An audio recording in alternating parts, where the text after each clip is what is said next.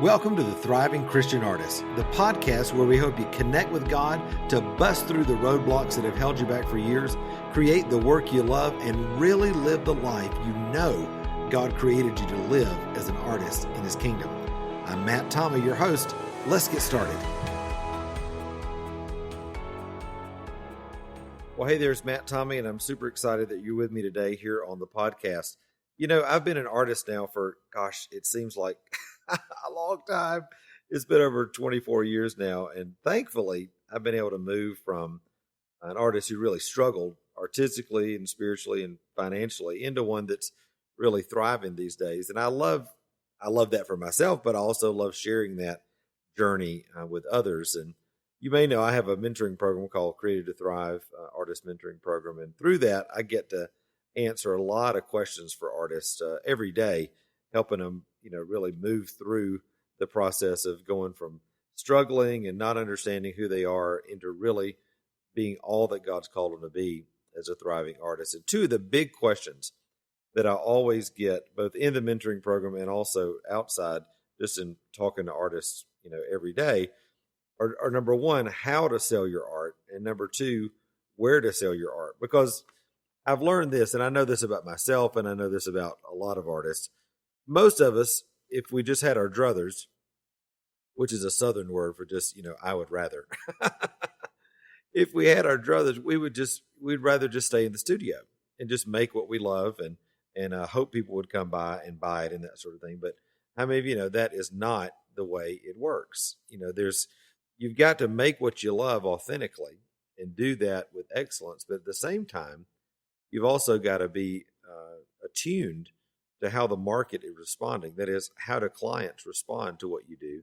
And where you have that intersection of what people love about what you do and what you love to do creatively, that's where you have a business. And so I wanted to talk today just briefly about these two questions, both how to sell your art and where to sell your art, because again, they're kind of at the foundation of all artists starting to move from being a hobbyist and emerging artist into really being a professional and then into being what I call a thriving artist. So, first of all, it's a huge question. How do you sell art? It's the $1 million question, but it's surprisingly simple. And it's simple. The reason it's simple is because it's based on you. There's no right or wrong way to do it. So the bottom line is, how do you like to sell your art?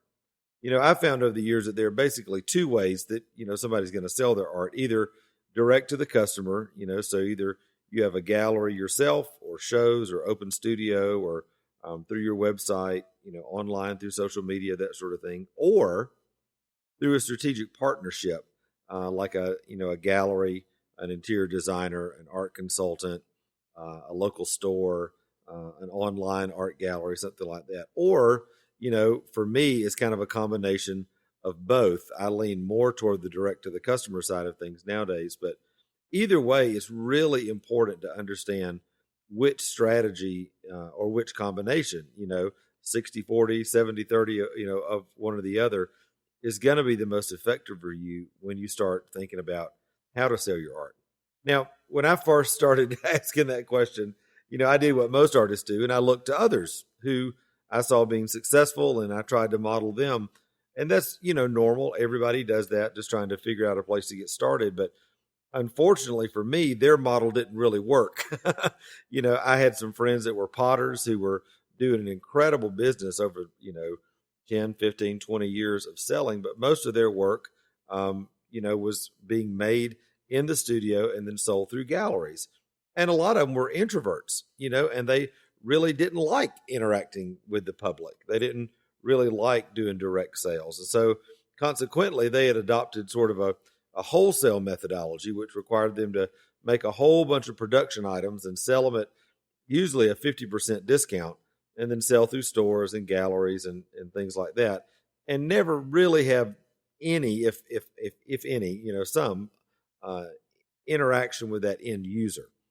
And so for me, I don't know if you can tell, but I'm kind of an extroverted person. And so, that whole thing of making art and then putting it in a box and sending it to a gallery and never being able to interact with the person that bought it, see their a response to the work, all that sort of thing. That just did not work for me. It was completely unfulfilling. And so, when I made all this work and everything, I'm looking for the payoff, and I never got the emotional payoff, which for me, and I don't know if it's like this for you as well, but for me, the emotional payoff of the connection with a client was as important as getting paid for it.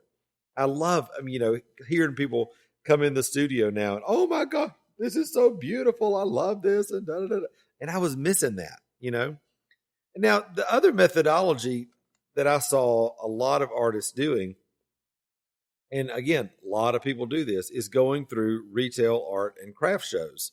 But the downside of that sort of thing, that again, for me, was that I just saw people living on the road. I mean, in the summer times, they're in the mountains, and in the winter, they're all headed to Florida. They're always on the road in hotels and travel trailers and all that. And again, as I'm looking at what I wanted for life, because I really believe that when we step into our divine assignment in God's kingdom, we're designed to live a beautiful life.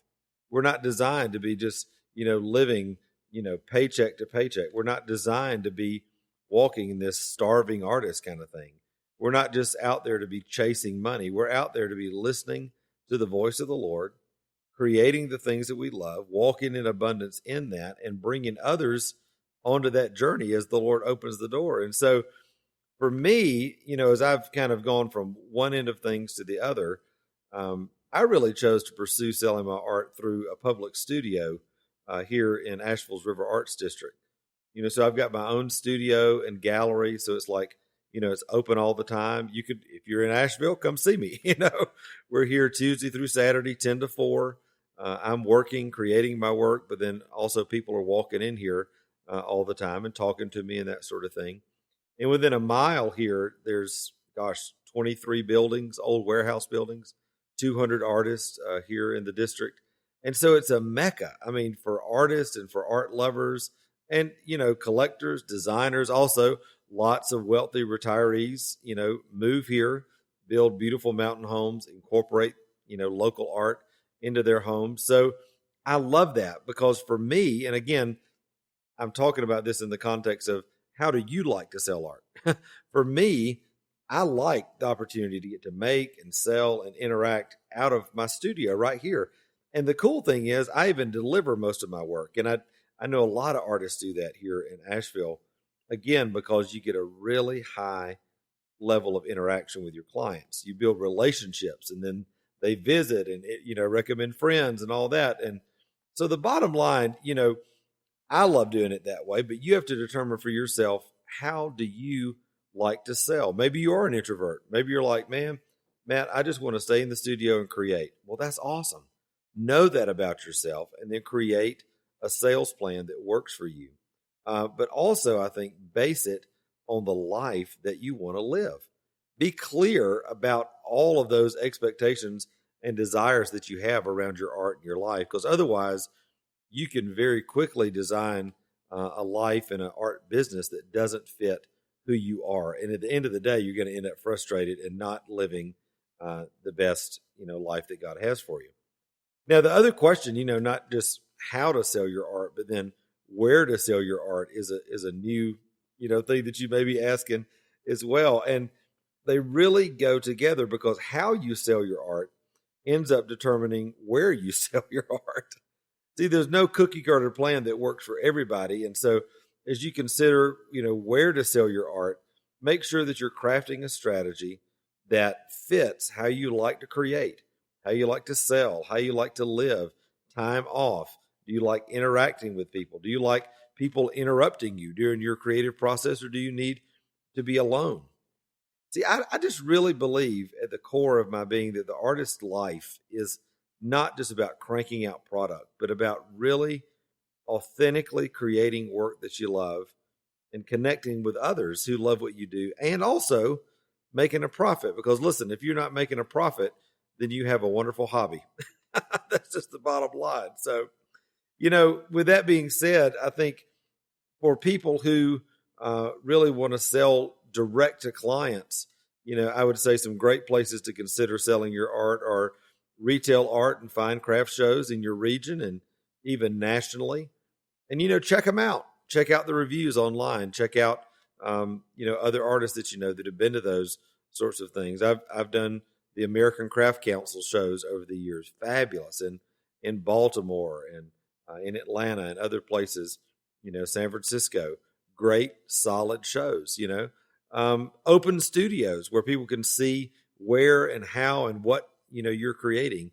Even if you don't do it all the time, just having the opportunity to have your studio open and invite people in is a huge, huge opportunity to build connection.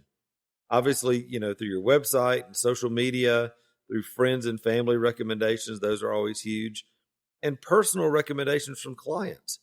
I mean, I can't, state this enough, but make sure that you're asking your clients for referrals, that you let them know that that's a big part of how you get business. And one of the things I found over the years, when people really get excited about your work, they do want to refer other people to your work. And so they'll even do things like home parties or trunk shows. I end up doing a lot of garden clubs and country club, private organization kind of things where a client will invite me into their circle of influence in order for me to be sort of their guest of honor. They get to show you off a little bit. That's special from their perspective, but you're getting to build relationship with their circle of influence. And then also strategic partnerships. I mean, it's just invaluable to have designers and builders and architects and other professionals in your region and in your area who know you, you're top of mind, and they are comfortable in referring to you. Now, if you're an artist who wants to sell wholesale, you're not into as much, working direct with clients, then definitely check out some of the national and international art and fine craft wholesale shows. These wholesale shows are designed specifically for galleries and stores to come, primarily stores, to come and check out what you have. Now, obviously, you got to price it right, and you got to make sure your margin will support, a wholesale sales price. Because usually you're selling for 40 to 50% off your retail prices when you're selling wholesale. But those can be wonderful. I know people right now, jewelers and painters. I even know basket people. They make their whole living off never talking to a customer, but they work primarily wholesale, through stores all over the country. And all they do is stay home or stay in their studio and make the work that they love. Also, museum shows and expositions, those can be wonderful opportunities to, again, get your work out there without you having to be the one that represents yourself. There's also local and regional, gallery shows. Again, applying for those sort of things, not being scared to do that, but again, allowing those galleries that will to represent you well and get your name out there. And then again, same sort of thing. Strategic partnerships are wonderful for folks that don't really want to sell direct, that want to sell in a wholesale way. And then also guilds and marketing co-ops. Like, here in Atlanta, we have the Southern Highland Craft Guild, which is the second oldest fine craft guild in the country. They've got 5 retail outlets. So once you become a member, you can sell through all their stores.